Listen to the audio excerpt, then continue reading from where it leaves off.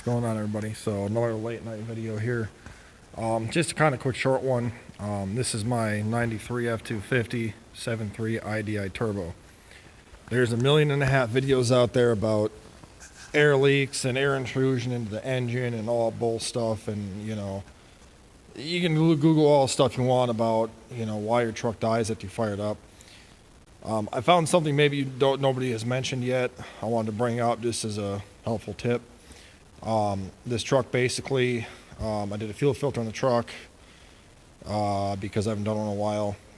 But for a while I've been fighting air leaks in the truck. Got worse and worse. I had changed out a few injector O-rings that didn't look bad, but I changed them out. Seemed to fix the issue for a little bit. Had a bad fuel leak. I had one over here that was bad that I had fixed. Got everything fixed and it was all good. I did a fuel filter. It was good for a few days. The old lady's driving it and she says every single time she turns the truck off and tries to refire it, it just cranks and cranks and cranks and takes forever to fire back up. I said, okay. Went and drove it myself, and sure enough, I'm driving it, and it was warmed up. I mean, I drove probably a half hour, shut it off for probably 5 minutes, got fuel, went to start it back up, and just cranks and cranks and cranks and cranks, and finally fire up. Didn't see any visible fuel leaks anywhere. Decided I needed the truck for tomorrow. I actually helped somebody out, so I'm like, I'm looking at it tonight. Pulled the intake off and noticed at the bottom it was all full of diesel. I don't know if you can kind of see it. It's all diesel fuel. My air filter's nasty too, but I was like, all right, let's see what we got. And I noticed that you can tell the color. Let me get the other hose for you here and show it to you so you can actually see it. Basically what I saw, I came over here and all the hoses looked like that except for this one, which kind of can't see in the video very well. This hose here is very dark black in comparison to the rest. It's all wet, full of diesel fuel. You can kind of see how it's all soaked.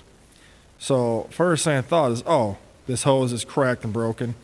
It is rock solid. This hose is brittle and hard.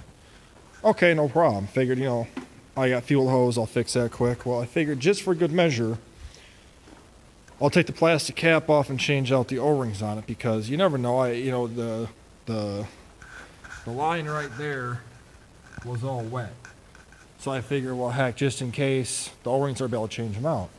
Here's what I found when I looked at the cap. Now, I broke that off. Here's why. You see, I wonder if I can get a better view here. You see that plastic in it? It's all melted? Okay. That's completely clogged with something that's melted in there. Went all the way through this. So this side here, you can clearly tell, you see the hole right there, in there? That's what both sides should look like. This side has some debris that has melted in there, and I tried using a pick to pick it out and it cracked this cap.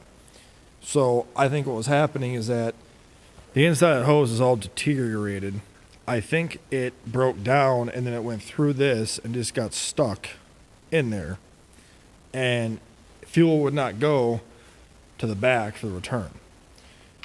So basically what I'm getting at is it needs a whole cap and return line kit. This one on here is only a couple of years old with the injectors. I got this stuff from Pensacola Diesel. I'm not saying the product was bad. This truck sat for years. I did injectors, the return lines, all that stuff in 2017. And from 2017 literally until now, I think I put on maybe 1,500 to 2,000 miles, and that's it. The truck just sat, in the winter it gets dry rotted and stuff. So I'm not saying it's a bad product. I'd buy it again. But something to check that if you're not sure and you're like, okay, because the first thing I thought was, okay, on any tank, whatever I do, it's not wanting to fire back up. So obviously first thing I go to is fuel filter, like the main line that goes, like this line here is a common one, and then this one here, and so on and so forth. So I checked all those out, couldn't find anything wrong with it. I got a couple more wet O-rings back here and stuff, which I think is because it's back feeding, because it can't, go to the return back there. but I couldn't figure it out, and that's when I saw a little bit of fuel on the intake, and then I saw that little hose is all wet. But it's always good to double check stuff and just look, because had I not checked that, I would have replaced the hose and called it a day and put it all back together when I fixed the issue. So now I know that my guess is probably at least a couple more. These are probably full of stuff too.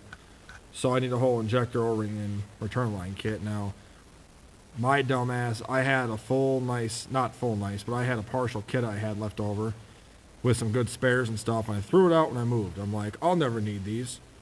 Well, lo and behold, I do need them, and I don't have them. And I need the truck later today to go for helping somebody move, and now I have to hope that somebody stocks, even just the one cap. Now, I haven't taken the rest of these off to check because I'm kind of at a standstill as it is with that, so I'll have to look and see if a parts store has a kit. But yeah, just look for that too. If you're checking your system out and you're like, okay, what my truck did exactly is you can plug it in, whatever you want to do, and it crank up for a couple of seconds and die. Typical of air intrusion. Well, it would take literally forever to fill fuel filter back up. Most of the time I had to get some ether out to get it to actually, go.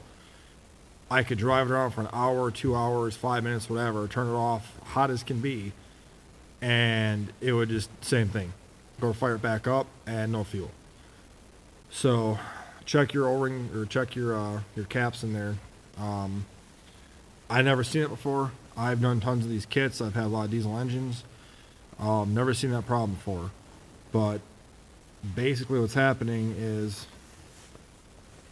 it's not able to go and backfeed these two. So I think what's happening, it's kind of like back pressurizing because it's clogged and then shooting fuel out the hose and causing issues. So that's great. But yeah, it's a quick video, which I guess really isn't quick, but wanted to show you guys in case somebody's got that issue. At least you know how to fix it, or at least what to look for. Like I said, there's a million of these videos on YouTube on these engines. This one, I haven't seen one yet though about having a melted cap with debris in there, so I figured I'd just make that video about it. Hope it helps somebody out there. Hopefully somebody can get some use out of this video, and we'll talk to you guys later. Thanks.